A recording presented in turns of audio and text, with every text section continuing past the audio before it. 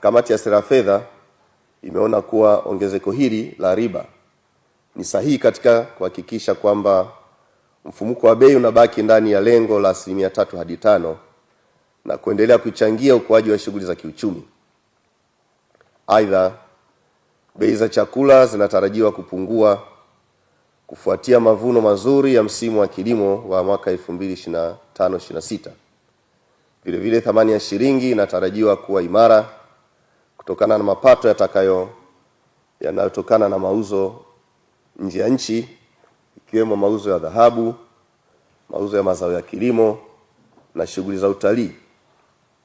Hali hii itasaidia kupunguza bei za chakula na bidhaa zinazoagizwa kutoka nje ya nchi, na hivyo kuhakikisha kuwa mfumuko wa bei unabaki ndani ya lengo katika nusu ya pili ya mwaka 2020.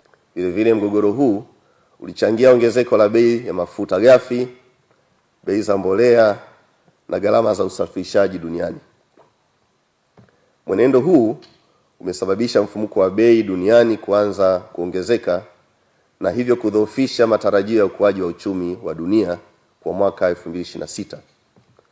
Mwenendo wa uchumi wa dunia utategemea namna mgogoro wa Mashariki ya Kati utakavyoendelea kushughulikiwa na kumalizika.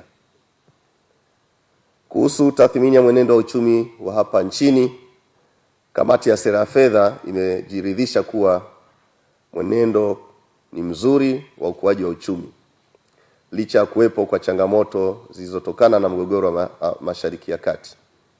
Kwa upande wa Tanzania bara, uchumi unakadiriwa kukua kwa 6% katika nusu ya kwanza ya mwaka 2026, ukichangiwa zaidi na ongezeko la uzalishaji katika shughuli za kilimo, ujenzi, madini, huduma za kifedha pamoja na usafirishaji.